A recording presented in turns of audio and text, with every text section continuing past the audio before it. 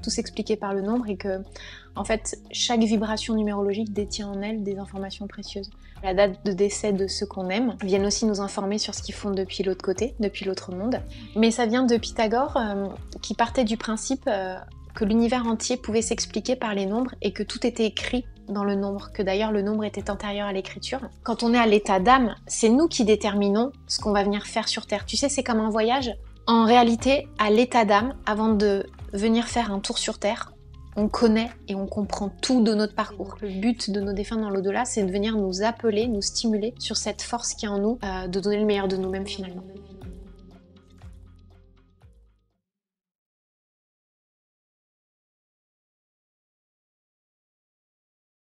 Bonjour à toutes et à tous, bienvenue sur Gaïa Méditation.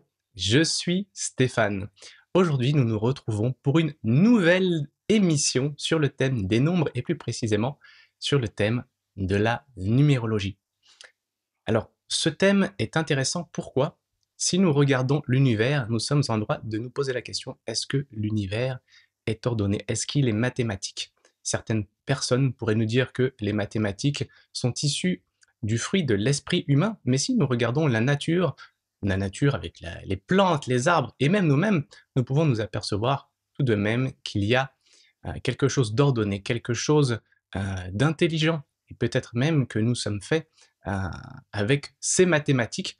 Et si on observe notamment le dessin de Leonardo de Vinci, l'homme de Vitruve, nous apercevons bien entendu que nous sommes faits avec des proportions particulières, des proportions divines, notamment avec le nombre d'or. Et si nous regardons un petit peu tout ce qu'ont fait les anciens à travers les pyramides notamment et les cathédrales, nous apercevons aussi qu'ils ont utilisé ces proportions particulières avec ces nombres et ces nombres sacrés, comme le nombre d'or, je le disais tout à l'heure. Et Nikola Tesla, le célèbre scientifique, nous disait « Si vous connaissiez la magnificence du 3, du 6 et du 9, eh bien, vous auriez la clé de l'univers. » Alors, sans plus attendre, nous allons accueillir notre invitée du jour. Elle est numérologue, auteure et conférencière. Nous accueillons tout de suite la fabuleuse Alexandra Gabriel. Coucou Stéphane, bonjour à tout le monde, merci de m'inviter. Eh bien, ça fait plaisir de te recevoir sur Gaïa Méditation, Alexandra. Je suis vraiment heureux, puisque ça fait un petit moment qu'on avait dit que voilà qu'on allait avoir cette entrevue. Alors Alexandra, comme je le disais en introduction, tu es numérologue, mais aussi auteur. Alors je vais montrer quelques-uns de tes ouvrages à l'écran. Mon chemin d'âme sur Terre avec la numérologie. Il y a les mandats célestes avec la numérologie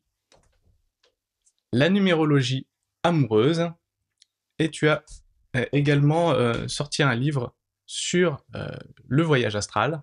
Mais voilà, je sais que c'est un beau livre et que tu as fait une interview avec mon frère Romain. Ouais, exactement. Ça, c'est un livre qui est un petit peu plus personnel. Mais c'est vrai que le cœur de mon travail, il repose en partie sur les 3 ouvrages que tu viens de présenter.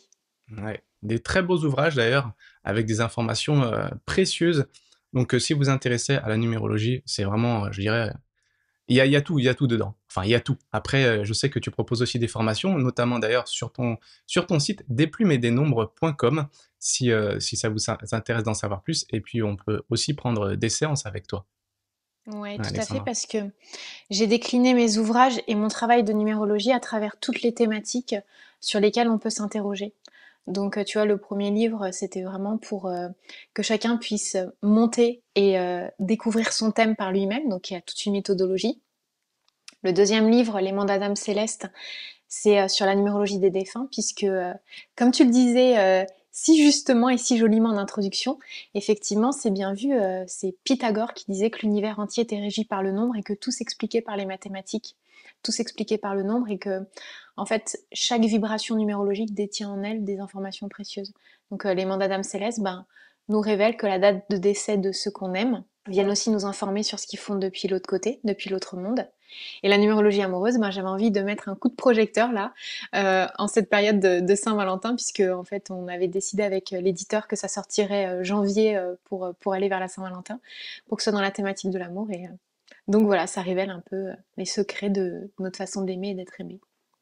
Bah, c'est ultra passionnant. Moi, j'ai adoré, j'ai appris beaucoup de choses, on va dire, parce que je connaissais pas trop la numérologie. Mais Mhm. du coup, bah, pour moi, l'univers est ordonné, hein. Donc voilà, après chacun se fait son idée, et pour moi, l'univers est mathématique. Rien n'est fait au hasard. Les nombres régissent tout, selon moi. Euh, voilà, après, c'est des mathématiques complexes, hein. C'est pas du 1 plus 1 égale 2 à l'arrivée pour faire l'univers. Mais Mhm. en tout Ouais. cas, dans la numérologie, on peut faire des additions. Et c'est ce qu'on va voir aujourd'hui.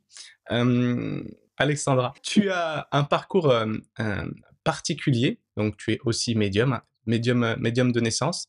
Euh, Hmm, pas de je naissance. sais pas si, je sais pas si on peut dire de naissance parce que tu vois, à mon avis, c'est un peu erroné cette information de. Alors Mhm, pour ma part, hein, de parler de médium de naissance, parce que ça s'est fait au fur et à mesure du temps pour moi.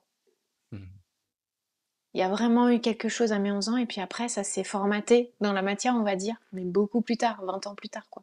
Oui, dans ton parcours, il y a eu un moment particulier. Tu l'as dit à tes 11 ans. Euh, Qu'est-ce qui s'est passé? Est-ce que tu veux bien nous raconter qu'est-ce que ça a déclenché en toi? Alors, quand j'avais 11 ans, le 1er mai 94, Ayrton Senna est mort. Et je Mhm, faisais du vélo autour de mon square. Et quand ma mère est sortie du garage pour dire qu'il était mort, ça m'a totalement bouleversée. mhm, Et à ce moment-là, j'ai compris qu'il y avait une vie après la mort. En fait, c'était une certitude. C'est-à-dire qu'il n'y a même pas eu un cheminement de réflexion. C'était l'évidence qui s'imposait à moi. Parce que la première question que je me suis posée, c'est comment est-ce que j'allais continuer à vivre si lui était mort. Mais je savais en même temps qu'il savait tout de moi et tout du monde. Et le fait est que pendant des années, je vais me tromper et je vais penser qu'il faut que je fasse une carrière d'attaché de presse dans le milieu de la Formule 1 et c'était pas du tout ça. Et je me suis rendu compte 20 ans plus tard qu'effectivement le rôle qu'il avait eu dans ma vie, c'était de m'éveiller à la spiritualité parce que lui était un vrai homme de foi. Et aujourd'hui, quand je pense à lui, quand on parle de lui, la première chose sur laquelle mon attention est attirée, c'est cette énergie de foi qu'il est à lui seul, qu'il était sur Terre et depuis les cieux. Et j'arrive maintenant à me dire, ah oui, et c'est vrai, et il était aussi pilote de Formule 1.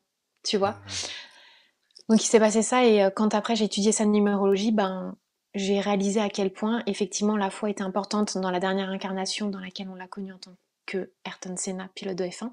mhm, Mais je me suis rendu compte aussi que dans sa dimension, la foi, la religion et bien d'autres choses faisaient partie intégrante de son futur, quoi. mhm.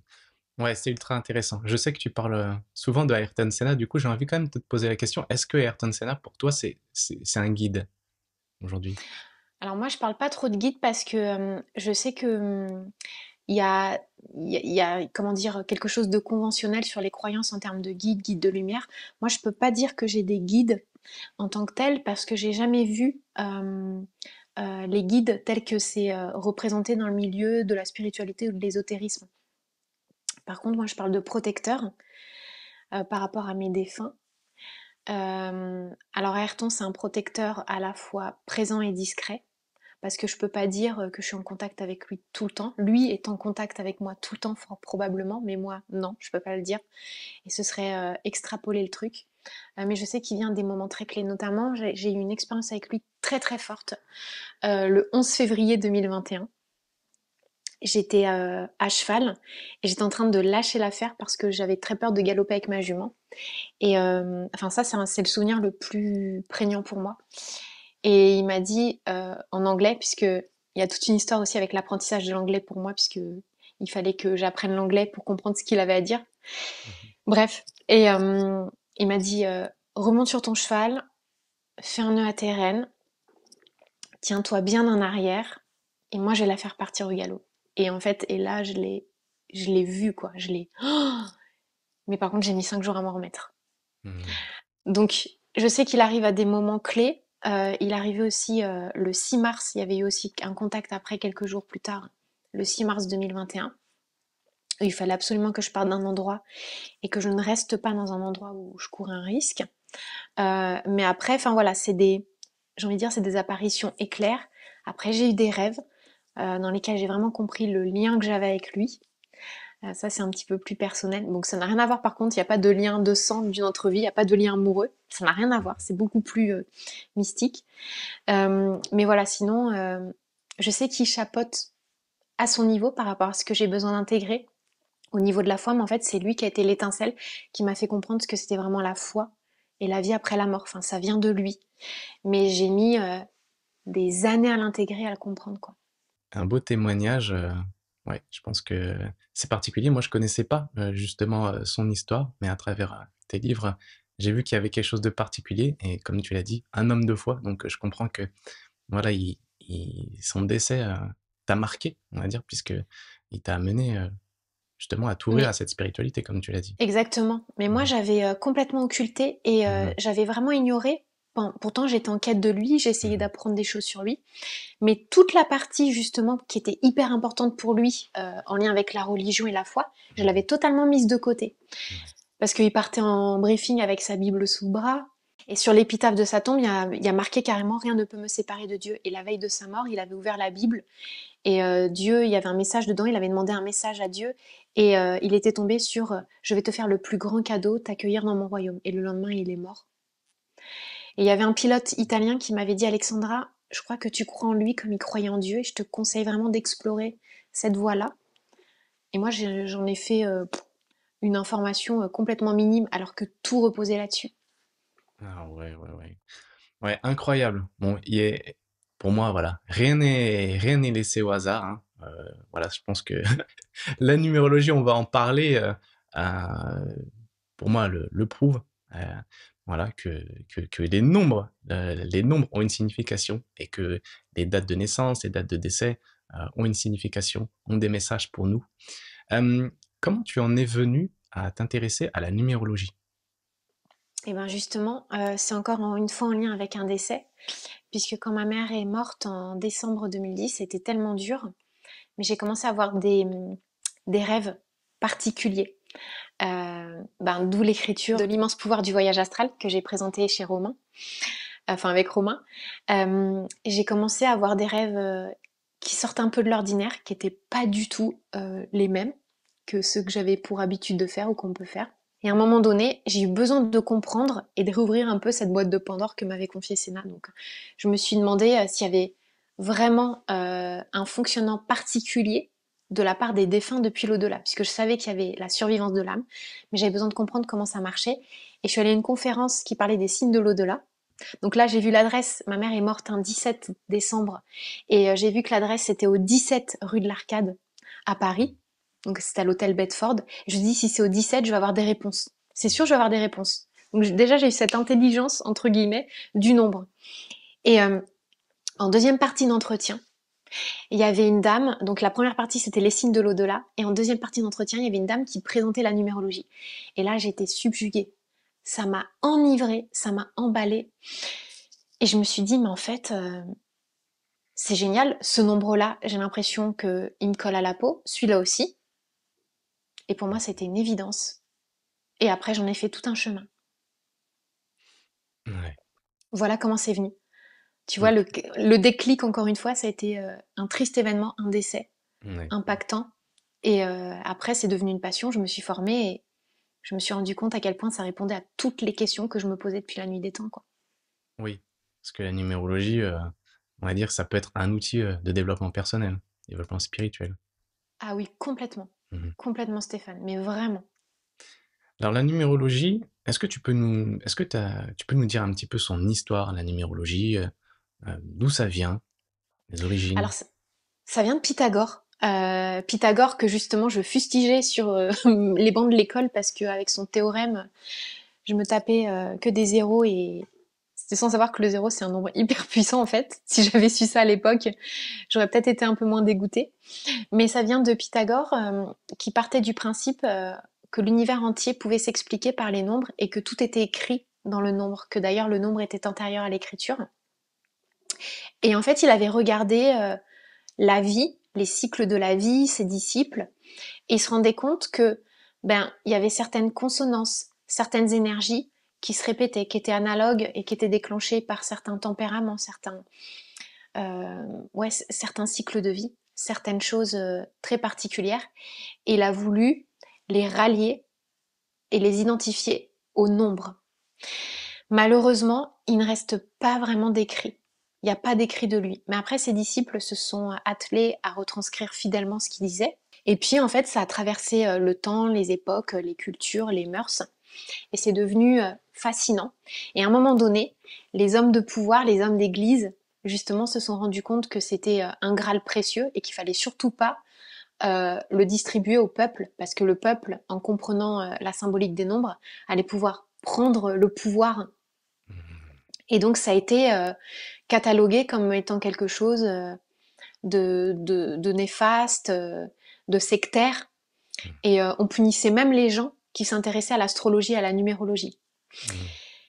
Et puis après, il y a Saint-Augustin qui a commencé à remettre le nez dedans. Il y a aussi Freud. On le sait pas, mais Freud il faisait ses petits calculs en cachette quand il avait un patient qui lui posait une problématique particulière et qu'il n'arrivait pas à comprendre. Il allait faire des petits calculs. Et puis en 1901, en Grande-Bretagne, c'est revenu un peu au goût du jour avec Aldo Belliet qui a écrit des ouvrages, une série d'ouvrages en lien avec la numérologie. Et en 1975, le pasteur Kevin Quinn Avery au Canada a vraiment démocratisé la discipline. Il l'a rendue accessible. Et bon, lui, il était médium. Et donc, voilà, il s'est servi aussi de sa médiumnité pour aller plus loin sur la symbolique des nombres. Et il l'a complètement ouverte et remise au goût du jour. Et donc, aujourd'hui, ça fait son chemin. À mon goût, malheureusement, c'est encore un peu trop méconnu parce que quand j'arrive dans une salle en conférence ou que je demande qui connaît son signe astrologique, tout le monde lève la main. Parfois même, les gens connaissent leur ascendant. Si par contre, je demande qui connaît son chemin de vie, il y a à peine un tiers qui lève la main. Donc voilà la numérologie où ça en est aujourd'hui. Et moi, mon objectif, c'est vraiment de la rendre connue à travers le monde, quoi. Déjà à travers la France, mais à travers le monde. Bah voilà, tu es avec nous aujourd'hui et merci déjà pour cette introduction sur la numérologie. Alors moi j'ai envie de te poser cette question. Si les nombres déterminent tout un tas de choses dans notre vie, voilà, comme tu l'as dit, la date de décès de ta mère a une signification. D'ailleurs, le pasteur dont tu as parlé tout à l'heure, il avait prédit, je crois, la date de sa mort. Il a prédit la démission du président Nixon et il avait prédit la date de sa mort aussi, je crois. Ouais, Donc, exactement. à travers ça, donc ma question c'est si les nombres régissent notre vie de cette façon-là, où se place le libre arbitre? Est-ce qu'il y a un libre arbitre? Bien évidemment, ah là là, la fameuse question du libre arbitre. En fait, ce qu'il faut vraiment que tu comprennes, enfin qu'on comprenne tous, mais toi, je pense que tu l'as compris depuis longtemps, c'est que c'est notre âme. Quand on est à l'état d'âme, c'est nous qui déterminons ce qu'on va venir faire sur Terre. Tu sais, c'est comme un voyage qu'on organise. On sait que tel jour à telle heure, on va faire un check-in dans tel hôtel. Tel jour à telle heure, on prendra ce vol et on le prendra à 13h17 et pas à 13h20. Parce que si on le prend à 13h20, on loupe. Et que celui d'après, il sera peut-être à 15h20, mais ça fera tout bouger. En réalité, à l'état d'âme, avant de venir faire un tour sur Terre, on connaît et on comprend tout de notre parcours. C'est pour ça que dans les plus belles victoires, mais aussi dans les grandes difficultés, on a les clés. Et on sait exactement, on comprend d'un point de vue quantique ce qu'on va expérimenter. Et après, notre libre arbitre, il est dépendant de cette part de mystère, d'inconnu qui nous est voilée parce que limité par la matière, au niveau de la densité de la matière. Mais si on s'est dit, par exemple, dans cette vie-là, je vais transcender comment dire, cette imposture que j'occupe vis-à-vis de moi-même, d'aller chez des patrons qui me malmènent. À un moment donné, je vais décider que ça va être tellement dur avec 1, 2, 3, 4, 5 patrons qui vont me harceler, que mon destin c'est de devenir, je sais pas, le meilleur pâtissier du monde. Et ben qu'est-ce que je vais faire? Je vais arrêter d'obéir aux injonctions d'une hiérarchie et d'aller dans des boutiques qui me correspondent pas, et je vais triompher et je vais décider de transformer en ouvrant ma propre pâtisserie. Et en fait, le but d'une incarnation, dans ce qui m'a été permis de comprendre, c'est de reconquérir la Terre. La Terre c'est elle qui active la dualité, c'est elle qui active quelque part une certaine part sombre, mais parce qu'elle a besoin d'être reconquise. Elle a besoin d'être redorée de notre lumière.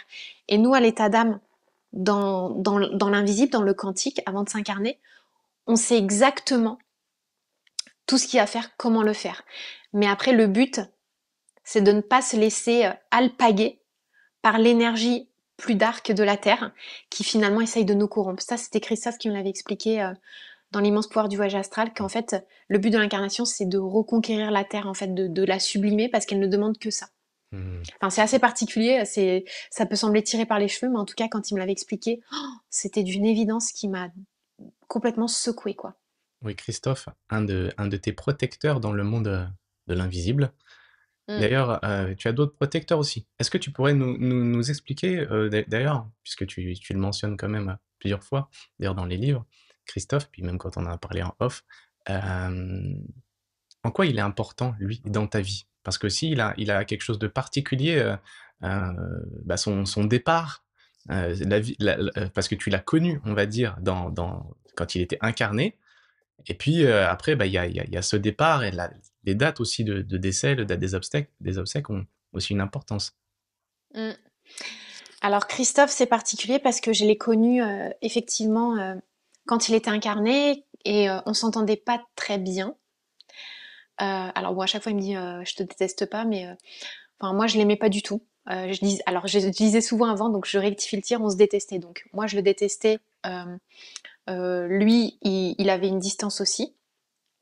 Et après j'ai compris pourquoi. Et quand il est mort, donc déjà il est venu me montrer la scène de son départ parce qu'il y a eu beaucoup de scandales autour de son départ. Mais surtout, il est venu à moi parce qu'il était attiré par ce que je faisais. Et quand j'ai discuté avec son entourage, je me suis rendu compte qu'il était très sensible à l'astrologie, Mhm. au voyage astro, Ah oui. à la kinésiologie Mhm. et à tout ce qui gravite finalement autour du monde du développement personnel, de l'ésotérisme et de la spiritualité, parce que c'est des sujets qu'il a lui aussi connus dans la matière et il a lui aussi été bouleversé et chaviré par le décès de sa sœur quand il avait 14 ans.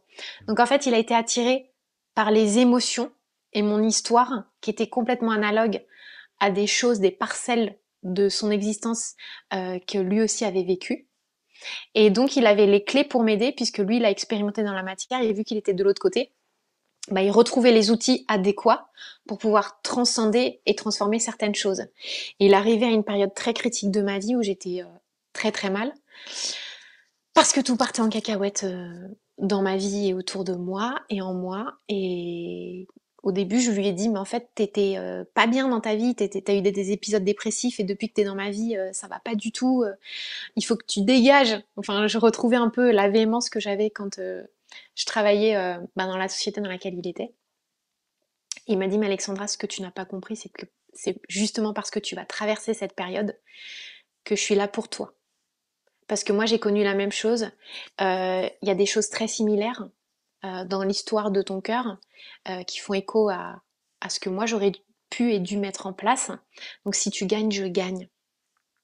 Et là, en fait, ça a transformé mon lien avec lui. Et j'ai totalement décidé de lui faire confiance à ce moment-là. Et donc j'ai suivi à la lettre euh, ce qu'il me demandait, ce qu'il me proposait de faire. Mhm. Et tout s'est ouvert, quoi. Donc du coup, j'ai quitté un conjoint avec qui ça allait pas et je savais très bien pourquoi je le quittais. J'ai déménagé, j'ai changé d'appartement. J'ai quitté mon travail sans filet puisque la rupture conventionnelle m'a été refusée. Et j'ai décidé de me mettre à fond dans la numérologie. Et plus j'ai accepté de prendre mon destin en main, plus les choses se sont ouvertes, tu vois. Lui, il m'a vraiment appris cette notion de responsabilité, justement, cette fameuse notion de libre arbitre et la capacité à se faire violence pour pas aller dans nos travers et renouer avec nos démons. Je crois que c'est ça sa leçon d'âme principale. Mhm. Donc il y a Christophe et il y en a un autre, il me semble, non? Alors il y a Pascal, il y a, Pascal. enfin il y a ma mère aussi, Mhm. euh, il y a Jules aussi qui est Ah oui, souvent plusieurs là. autres. Ouais. Alors, Et chacun, parce que chacun a un domaine d'expertise. Chacun en fait fait travailler, que ce soit moi ou les gens, hein, tous les gens, par rapport à un domaine qui a été le leur, dans lequel ils ont eu les plus grandes forces et dans lequel ils auraient pu avoir aussi les plus belles victoires s'ils s'étaient écoutés. Donc le but de nos défunts dans l'au-delà, c'est de venir nous appeler, nous stimuler sur cette force qui est en nous, de donner le meilleur de nous-mêmes finalement. oui, d'ailleurs, tu en parles dans ton livre, précisément, les mandats célestes, comme tu l'as dit, ton protecteur, enfin, tous tes protecteurs, tous ceux qui sont avec toi dans l'invisible, ont une mission maintenant, quelque part. Est-ce que tu voudrais bien nous parler de ces mandats d'âme céleste? Puisque voilà, quand on est sur Terre, on comprend que, bon, si on croit à la réincarnation, que on est là pour évoluer, mais quelque part, quand on passe de l'autre côté, eh bien, on continue aussi à évoluer. Alors voilà, est-ce que tu voudrais bien nous expliquer un petit peu comment on évolue et voilà ce que font les âmes désincarnées? Alors, justement, on évolue. En fait, il y a vraiment une notion aussi que j'ai comprise et qui a été assez dingue pour moi. En fait, eux, ils évoluent pas vraiment, mais ils sont plutôt parce qu'en fait, ils recouvrent un plein potentiel, un plein pouvoir. En fait, et ça, c'était ma mère qui me l'avait expliqué. Elle m'avait dit, alors attends, faut pas que je m'éparpille, pour que ce soit logique et cohérent. Et justement, les mandats d'âme céleste, je l'écris en fonction de tous les enseignements que j'avais eus, mais aussi en fonction de la numérologie. Euh, à l'origine du monde, donc c'est un peu la théorie du Big Bang, euh, notre âme, en fait, on parle d'âme au pluriel, mais c'est un abus de langage. Parce que finalement, c'est une seule et même âme. On est l'âme du monde. Nous tous, on est une parcelle de cette âme du monde, qu'on appellera la source, le divin, qui a eu envie et besoin de faire l'expérience contradictoire de ce qu'il était, à savoir une grande source d'amour inconditionnelle et indiscutable. Et c'est comme si, donc ma mère me l'avait expliqué par une métaphore culinaire, parce que ceux qui me connaissent savent que je suis gourmande, elle m'avait dit c'est comme si l'univers entier était une immense tablette de chocolat, et chacun de nous est un carré. Et quand on meurt, on redevient la fève de cacao, on se renoie, on se refond dans la tablette. Donc en fait, de l'autre côté, quand nos défunts, euh, ils retrouvent et ils retournent à la source, donc moi, ça m'a aussi cassé toutes les croyances limitantes que je pouvais avoir, hein. Faut pas les déranger, c'est des entités, ils traînent dans les couloirs du temps. Pas du tout. Ça n'a rien à voir avec ça. En fait, on est cette étincelle divine.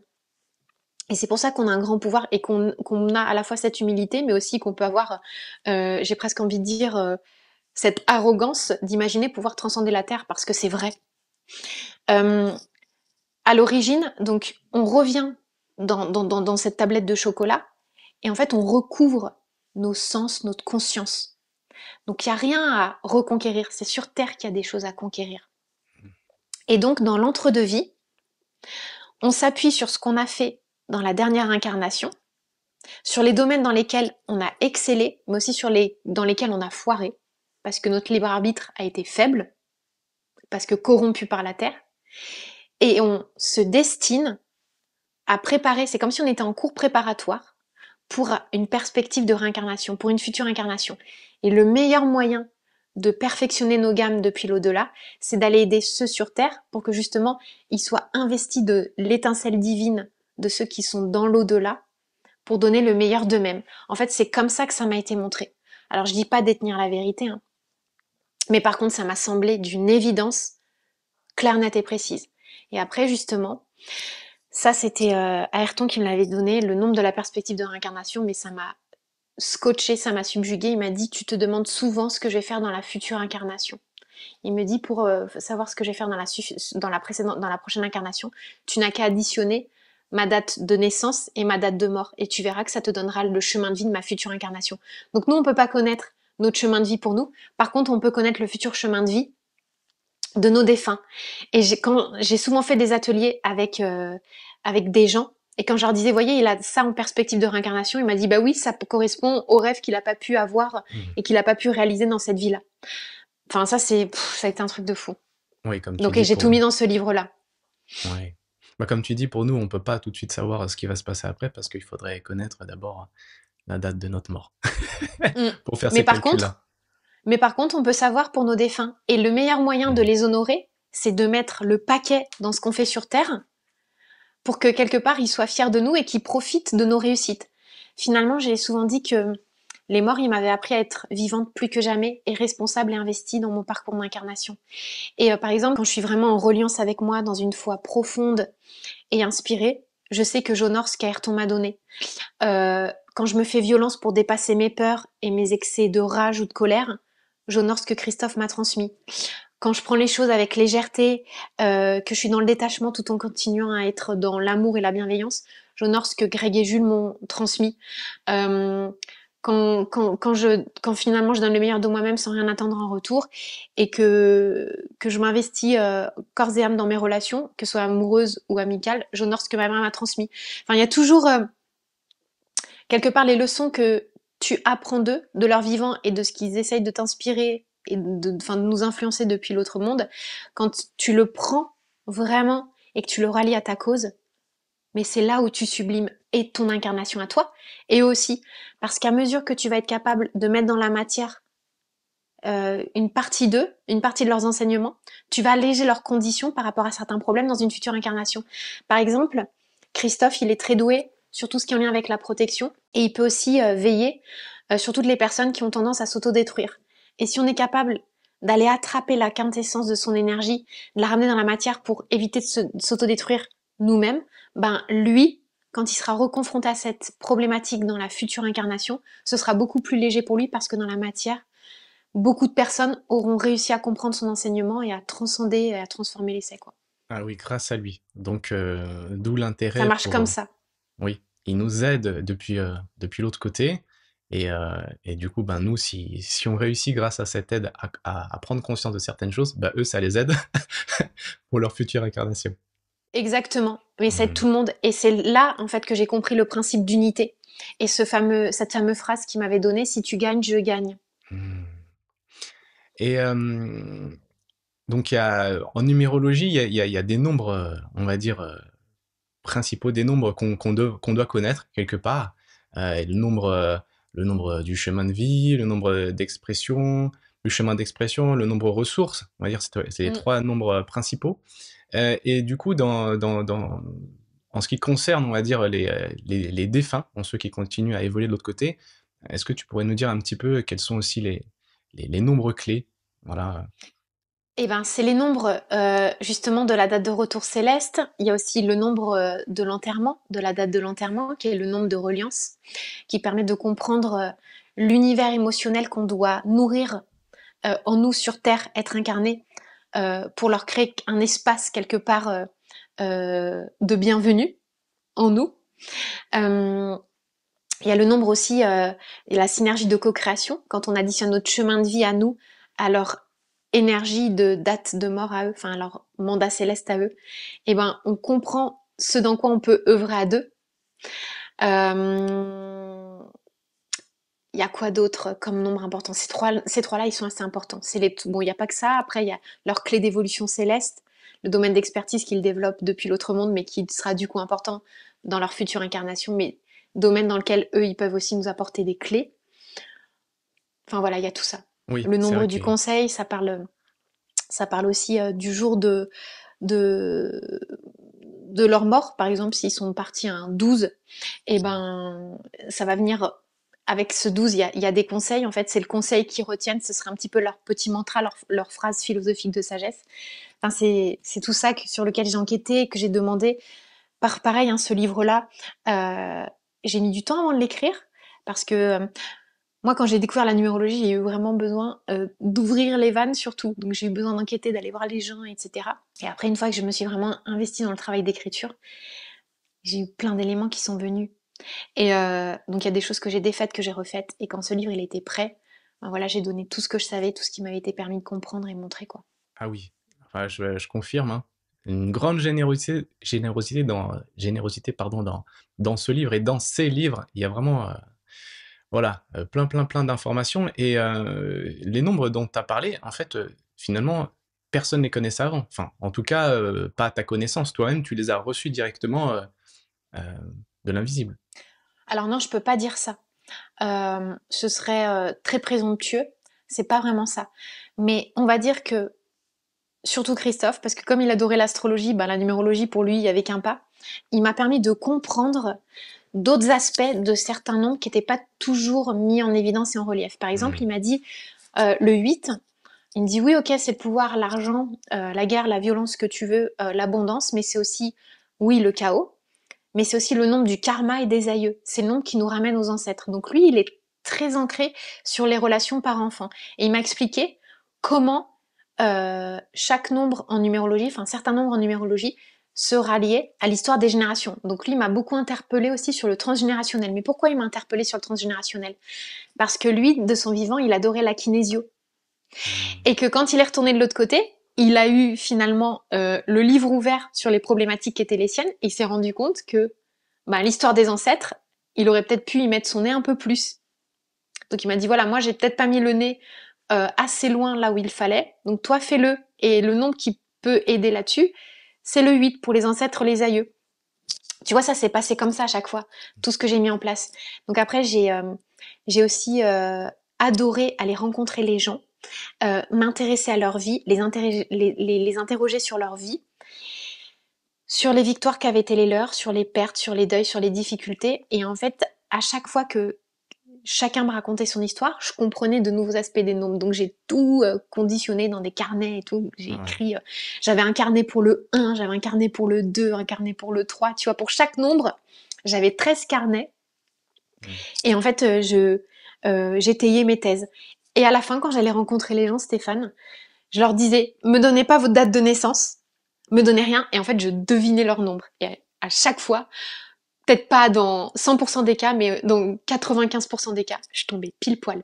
Et quand j'avais une errance, quand je disais pourquoi je croyais qu'il était 11 alors qu'en fait il est 8, et ben j'arrive à trouver dans les sous-nombres, dans le nombre intime, le nombre des réalisations, pourquoi je m'étais égarée sur du 8 plutôt que du 11 ou vice-versa, tu vois. Ouais. Donc après, j'ai vraiment fait des enquêtes numérologiques, mais qui m'ont passionnée, quoi. Et, euh, Ouais, c'est assez et impressionnant quand on te rencontre, parce que tu l'as dit, tu arrives à définir, à déterminer certains nombres comme ça. Moi, quand je t'ai vu, quand on s'est rencontrés il y a quelques années en arrière, la première fois, tu m'as donné mon nombre de chemin de vie en un claquement de doigts. Je me suis dit, mais comment elle a fait? Est-ce que tu as vraiment calculé dans ta tête ou pas? Bah, c'est assez impressionnant la vitesse à laquelle tu calcules, et je me demandais justement, est-ce que t'as pas eu un flash comme ça? Parce que c'est... Ouais, c'est pas. Les deux peut-être. Parce que la vitesse de calcul. Et pourtant, je crois que t'étais pas. Enfin, les mathématiques, t'aimais pas trop ça à l'époque. Ah, j'étais trop nulle. Ouais. Donc finalement, tu t'es réconcilié avec les maths. Alors, ce serait abusé de dire ça. Je sais Ouais. toujours pas faire des divisions ou des multiplications. Je connais toujours pas ma table de, de multiplication du 6, même du 7 ou du 8. Enfin, je suis très nulle, quoi. En maths, je suis Mm. toujours aussi nulle. D'ailleurs, tu sais quoi, c'est trop drôle parce que hier soir, dans mon lit, j'étais en train de regarder sur Internet comment prendre des cours de maths. Mm. Parce que je sais que dans ma future incarnation, donc il y aura des choses qui seront importantes dans ma future incarnation, notamment la danse, mais je sais que j'aurais encore envie d'aller plus loin sur la numérologie. Et donc pour pas perdre de temps, j'ai besoin de me refamiliariser avec les maths et comprendre comment ça marche. Donc là, je suis en train de regarder pour prendre des cours de maths toute seule, si j'y arrive. Ah, carrément, Mais tu prépares la suite. non, mais oui, mais en fait, tout se joue maintenant, quoi. Tout se joue maintenant. Mais enfin, je vais les reprendre depuis le CE2, les maths, hein. Clairement, hein, ça peut faire rire tout le monde, mais il faut que je comprenne la logique des maths. Je comprends le nombre, mais je comprends pas les maths. Ouais, c'est vrai que bon, moi je connais un petit peu les mathématiques. Avant, je savais faire des équations ultra complexes parce que j'ai fait un bac scientifique, une année de médecine, enfin même prépa médecine avant. Donc je savais faire des équations de dingue, mais aujourd'hui quand je regarde les trucs, pour moi, je comprends rien. Donc voilà. Et avant je calculais ultra vite, mais bon, voilà. Enfin bon, ça c'est la parenthèse. Alors oui les amis, c'est vrai que je vous en ai pas parlé, mais le 10 avril 2025 à 18h30, Alexandra nous proposera en exclusivité pour vous, les abonnés de l'application, un web atelier où voilà, elle nous parlera évidemment de numérologie, et puis elle nous donnera tout un tas de clés. Donc je vous invite à vous inscrire dans le lien dans la description sous cette vidéo. Et si vous n'êtes pas encore abonné, sachez que vous pouvez bénéficier d'un essai de 7 jours. Alexandra, on a vu un petit peu voilà, comment ça se passe de l'autre côté, mais je pense que par rapport à toutes les personnes qui nous regardent, est-ce que tu pourrais nous donner quelques... Voilà, tout à l'heure j'ai énoncé quelques nombres on va dire de base de la numérologie. Est-ce que tu voudrais bien voilà, nous donner voilà, les présenter un peu plus et que les personnes puissent eux aussi faire leur calcul et comprendre un petit peu comment ça fonctionne? Alors, par exemple, pour comprendre le nombre du chemin de vie, il faut décortiquer chaque chiffre qui compose nos dates de naissance. D'accord? Donc, par exemple, quelqu'un qui va être né le 2 juin 1982. Tu fais 2 plus 6 plus 1 plus 9 plus 8 plus 2. Et là, on va arriver sur 28. 28, c'est pas un chemin de vie. Il y a 13 chemins de vie. Donc 1, 2, 3, 4, 5, 6, 7, 8, 9 et 11, 22, 33 et 44. 11, 22, 33 et 44 étant les maîtres nombres. Et donc une fois qu'on arrive à ce fameux 28, on va le réduire de façon théosophique, c'est-à-dire à un nombre, et on va faire 2 plus 8 égale 10. 1 plus 0 égale 1. Donc la personne, elle va être chemin de vie 1. Quelqu'un qui est né le 3 août 1989. On fait 3 plus 8 plus 1 plus 9 plus 8 plus 9. On va arriver sur 38. 3 plus 8 égale 11. Là, on touche pas, on fait pas 1 plus 1, 2, puisqu'on arrive sur du 11 et on ne réduit pas. Donc quand on arrive sur du 11, du 22, du 33 et du 44, on ne réduit plus. La personne, elle est chemin de vie 11. Donc voilà comment on calcule le chemin de vie. Si par contre, vous êtes né un 22, 11, 2000, donc là, on a des maîtres nombres dans la date de naissance, mais avant le signe égal, on les décortique. Après le signe égal, on n'y touche plus. Donc quelqu'un qui est né le 22, 11, 2000, on fait 2 plus 2 plus 1 plus 1 plus 2 plus 0 plus 0 plus 0 égale 8. La personne est chemin de vie 8. Si on veut savoir, par exemple, le chemin de vie 8, ce que ça indique, on va dire les informations qu'on pourrait avoir sur notre évolution, eh bien, vous avez tout ça dans le livre d'Alexandra, Mon chemin d'âme Après, il y a... sur Terre, avec la numérologie. Et après, comme tu disais, il y a aussi le nombre d'expressions. Donc ça, on le calcule par rapport aux lettres de l'alphabet, mais ça, on pourra le voir en webinaire si les gens veulent. Voilà, on n'est pas qu'un seul nombre aussi. C'est comme une partition de musique. Une partition de musique, c'est pas que du do ou du sol. C'est tout. C'est comme un gâteau au chocolat. Oui, il y a le chocolat, mais il y a aussi les œufs, la farine, le sucre. Oui, je pense qu'il ne faut pas se réduire à un nombre, on est beaucoup plus complexe que ça, même si les nombres vont expliquer tout un tas de choses. D'ailleurs, voilà, tu l'as dit, par rapport au nombre du chemin de vie, on peut avoir des maîtres nombres. 11, 22, 33, 44. Est-ce que tu voudrais bien nous en dire un peu plus sur ces nombres particuliers? Alors ces nombres-là, ils viennent mettre en évidence, alors attention, il y a souvent une croyance limitante sur le fait que ce sont de vieilles âmes. Comme je te l'ai dit, moi je pense que ça peut être présomptueux de distinguer les gens entre jeunes âmes ou vieilles âmes. Il y a des personnes, certes, qui ont fait plus de tours sur Terre, mais il y en a d'autres qui ont peut-être fait des tours ailleurs. Et on peut pas évoluer le degré de maturité parce que tout est question d'expérience. Et la fausse croyance selon laquelle les maîtres nombres c'est des vieilles âmes, elle est un peu erronée. C'est juste que eux, ils viennent perfectionner leur gamme dans des domaines particuliers. Ils ont eu un domaine d'expertise sur lequel ils ont envie de s'acharner à fond, entre guillemets, parce que ils sont habités par une culpabilité à ne pas avoir réussi ou à avoir laissé faire certaines choses. Mais ils ont des grands pouvoirs et un grand potentiel de réalisation par rapport à leur compréhension et leur point de vue qui s'est métamorphosé à travers les expériences. Donc c'est plus ça. C'est juste qu'ils ont envie d'avancer dans un domaine en particulier. Et j'avais aussi une autre question, tu sais, je pense qu'on doit te la poser souvent. Les heures miroirs, 11h11, 22h22, est-ce que voilà, ça a une signification en particulier ou est-ce que voilà, c'est vraiment, c'est Oui, vraiment alors je viens de rendre mon BAT, bon à tirer, pour un oracle sur les heures miroirs. Je te l'enverrai, Stéphane. Et je suis en train de préparer Avec aussi un plaisir. ouvrage là-dessus. Oui, ça a une signification, mais cette signification, attention à pas être dans une spiritualité, excuse-moi l'expression, cuculapraline. 11h11, les guides sont à côté de vous. Oui et non. Nos protecteurs, ils sont tout le temps à côté de nous. Mais ce qui compte, le conseil que je donnerais aux gens quand ils tombent sur les heures miroirs, c'est de noter ce à quoi ils étaient en train de penser et ce qu'ils étaient en train de faire quand ils ont vu cet horaire-là. Et après, il peut y avoir aussi le SAR qui est dans le cerveau qui, à un moment donné, biologiquement intégré que à 11h11, tu sais, un peu comme les animaux qui mangent toujours à la même heure, quoi. Topinou, à 8h10, elle sait qu'elle a sa gamelle, donc forcément, elle vient vers moi à 8h10, toute frétillante. En fait, les heures miroirs, ça peut être un peu ça aussi. À un moment donné, on l'a tellement vu à chaque fois à 11h11 que instinctivement, on va être tenté de regarder notre téléphone, quoi. Mais c'est plus subtil, c'est plus complexe. Oui, je ne peux pas renier ça. Oui, il y a des messages très particuliers et clés à travers les heures miroirs. Et oui, ça peut être des synchronicités. mais il faut en faire quelque chose de ces synchronicités et c'est Mhm. surtout et souvent, et moi je le vois comme ça, des encouragements à agir dans le temps et dans la matière. Mhm. Puisqu'on est sur Terre dans des délais impartis, il y a un moment où on arrive et il y a un moment où on va repartir. Et entre-temps, il n'y a pas à perdre de temps. Donc pour moi, les heures miroirs, c'est un encouragement à prendre des décisions et à vraiment intégrer des prises de conscience par rapport à des sujets qui peuvent tourner en boucle, qui peuvent être obsessionnels, sur lesquels on peut aussi facilement renouer avec des schémas répétitifs et qui vont venir un peu contrarier nos perspectives ou au contraire encourager et sublimer nos réalisations. Mhm.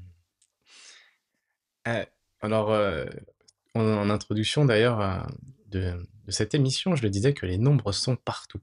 Euh, voilà, on a une date de naissance, bien entendu, mais on a un numéro de sécurité sociale, on peut avoir le numéro de la plaque d'immatriculation, le numéro de notre lieu d'habitation. En quoi ça peut nous impacter? Est-ce qu'il y a des nombres particuliers, par exemple? Je sais que dans le Feng Shui, par exemple, le 4, le 9 et le 13, ce sont des nombres qui sont pas forcément recommandés. En fait, il est dit, donc à travers le Feng Shui, que quand on habite au 4, au 9 ou un 13, eh bien, on peut avoir, ça peut avoir, ça peut induire une énergie stagnante, des blocages. Qu'est-ce que tu en penses de tout ça? Je trouve que c'est conditionner les nombres à ce qu'ils ne sont pas. C'est regarder qu'une partie du truc.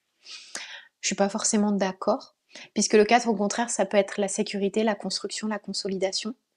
Et je pense, encore une fois, que tout dépend des éléments géographiques, que tout dépend aussi de la vibration de l'adresse et qui se met en connivence avec des énergies et des choses que nous-mêmes on a besoin de dépasser. Par contre, je crois à la mémoire des murs, oui, de plus en plus, mais on peut pas cantonner les nombres que à certaines choses, que à certains aspects, parce qu'en fait, dans chaque difficulté, il y a aussi l'antidote et vice-versa. Dans Hmm. chaque cadeau, il y a aussi le piège dans lequel il faut pas tomber. Est-ce que toi-même, voilà, donc je crois que tu l'as dit, faut pas se réduire au nombre, hein, même si voilà, c'est le thème d'aujourd'hui, la numérologie. On voit quand même que c'est important, on va dire, de s'y intéresser. Hem, je le disais tout à l'heure, voilà, on en a parlé, les origines de la numérologie datent d'il y a longtemps. Les anciens utilisaient les nombres pour construire des bâtiments, voilà, les cathédrales, les pyramides. Est-ce que toi, tu t'es intéressé, par exemple, à aux pyramides d'Égypte, à certaines cathédrales? Est-ce que tu as regardé un petit peu, la numérologie de ces bâtiments? Au niveau peut-être de la surface ou je sais pas ou Non, pas non? encore. Mmh. C'est pas un domaine que j'ai exploré parce que j'ai pas la logique des maths. Tu sais, Mmh. j'ai pas le compas dans l'œil, comme on va dire. Mmh. J'ai pas cette appréhension. Mais c'est des choses vers lesquelles je vais aller. Et je pense que c'est pas pour rien que je me réintéresse aux maths là, que j'ai vraiment, je le sens comme une envie urgente et oppressante de prendre des cours de maths. Mmh. Mais oui, c'est des domaines qui m'ont fasciné en ce moment. Ce qui m'intéresse justement, c'est drôle que tu parlais de ça tout à l'heure avec le feng shui. C'est les lieux, la vibration des lieux. Alors je pense aussi que certaines personnes se posent la question de quelle est la différence entre la numérologie et l'astrologie. Bon, il y a le thème astral, on sait que c'est les astres. La numérologie, c'est un peu plus sur les nombres. Qu'est-ce que c'est, on va dire, quelles sont les différences ou quels sont les éléments, on va dire, similaires? Et voilà, bon, je te poserai une autre question par la suite. Alors là, Stéphane, tu es en train d'introduire le futur livre qui va sortir en avril que j'ai écrit avec mon ami Jacques Birolini. D'accord, Et bon, on répond à tout ça dans d'accord. notre futur livre qui va sortir en avril ou en mai. On dit souvent que la numérologie, c'est la petite sœur de l'astrologie. On s'est rendu compte dans notre pratique avec Jacques, parce qu'on a souvent fait aussi des ateliers, des conférences, des workshops ensemble, que c'est ultra méga complémentaire. C'est une vaste question. C'est Ok. une question philosophique. Je pense que c'est... Ouais, je saurais pas par quel bout commencer. Hmm. En fait, c'est un outil. Le point commun, c'est que ce sont deux outils qui, pour moi, alors sont assimilés à des pseudosciences parce qu'on a encore du mal à assimiler ça à des sciences, mais ça se trouve dans 50 ans seront des sciences vraiment reconnues. Pour moi, c'est des pseudosciences qui permettent de comprendre le fonctionnement de l'humain, du créé, de l'incréé, du monde. Donc il y en a un qui va se relier aux planètes et aux astres, et l'autre qui va se reconnecter à l'énergie des nombres. Mais pour moi, Hmm. c'est sensiblement, finalement, c'est quelle est la différence entre le train et l'avion pour aller à Rome? Bah, les deux amènent à Rome, mais il y en a un, bah, ça va être par les voies aériennes et d'autres par les voies terrestres, quoi. Oui. ces différentes approches pour, amener à la même chose. D'ailleurs, en astrologie, on parle beaucoup de cycles. Voilà, les cycles des planètes, la Lune, l'équinoxe, le solstice. Et à travers ça, on sait qu'il y a différentes ères, différents cycles pour l'humanité. Est-ce qu'à travers la numérologie, on peut aussi avoir des informations sur ces cycles en particulier? Et est-ce que toi, tu as des informations à travers la numérologie qui pourraient nous éclairer sur les temps actuels, par exemple? Oui, bien sûr, parce que le nombre est au diapason de la cohérence du monde. En numérologie, on regarde les cycles sous 9 ans, d'où l'importance aussi des années personnelles, mais aussi des années universelles. Et tu vois, là, par exemple, on est en année universelle 9, puisque 2025, c'est 2 plus 0 plus 2 plus 5 égale 9. Et le 9, en fait, il vient boucler la boucle. Il met un terme à beaucoup de choses. C'est une fin de cycle. Mais souvent, dans une année universelle 9, on s'appuie justement sur ce 9 pour faire du neuf, du nouveau, l'année d'après. Hmm. Donc c'est la conclusion, c'est la compréhension, les masques tombent. Le 9, quand il fonctionne à l'envers, normalement c'est le nombre de l'amour inconditionnel, de l'abondance et de la tolérance humaine. Bah, quand il fonctionne à l'envers, ça peut être la cruauté, les scandales et les désastres. Hmm. Mais il y a aussi des choses qui se concluent et qui se terminent en année 9. Ouais. Bon, je pense que c'est ce qu'on observe un petit peu en ce moment. Et, Mm. bon, en tout cas, d'ailleurs aussi, est-ce que tu fais des prédictions par rapport à, voilà, là tu peux nous dire ce qui se passe maintenant, mais par rapport du coup au mois prochain, aux années prochaines, est-ce que pour toi tu étudies ce genre de choses à travers la numérologie? Alors, j'aime pas parler de prédiction parce Mhm. que justement, je trouve que ça enlève le libre arbitre, mais je parle toujours de prévision et oui, je le fais. Mhm. Alors maintenant, je le fais plus pour les gens en individuel parce que je pense qu'ils peuvent le faire eux-mêmes en s'appuyant sur les livres et les écrits que j'ai faits. Je veux pas non plus faire tomber les gens dans une forme de dépendance et de voyance. Ça, c'est pas du tout mon truc. Mais souvent en atelier, bon, je le fais quand même une fois par an. Quand il y a les années personnelles, on fait des webinaires sur les années personnelles et on regarde ce que les nombres nous disent pour la perspective des 12 mois à venir. Et j'aime beaucoup faire ça en collectif, notamment parce que l'expérience des uns vient apporter des éclairages sur celle des autres. Et en fait, je trouve ça juste génial, quoi. Merci, merci, merci, Alexandra, pour ce partage, pour toute cette transmission. Alors, pour toutes les personnes qui souhaitent en savoir plus sur ce que propose Alexandra, vous avez son site internet desplumesdesnombres.com. Vous avez son Facebook, son Instagram, sa chaîne YouTube. Vous avez les liens dans la description sous cette vidéo. Et puis, n'oubliez pas, comme je le disais tout à l'heure, vous avez un web atelier le 10 avril, jeudi 10 avril à 18h30 pour les abonnés de l'application Gaia Méditation. Et voilà, si vous n'êtes pas abonné, évidemment, vous pouvez bénéficier de 7 jours d'essai gratuit. Je te remercie du fond du cœur, Alexandra, pour toute cette transmission. Et puis, je vais te laisser le mot de la fin. Merci, merci, merci. Ben merci, merci beaucoup Stéphane pour ton invitation. Merci aussi à tes frères pour tout ce que vous faites. Et n'oubliez pas d'aller regarder vos nombres. Ils ont sûrement des secrets et des trésors à vous révéler. Je vous embrasse tous.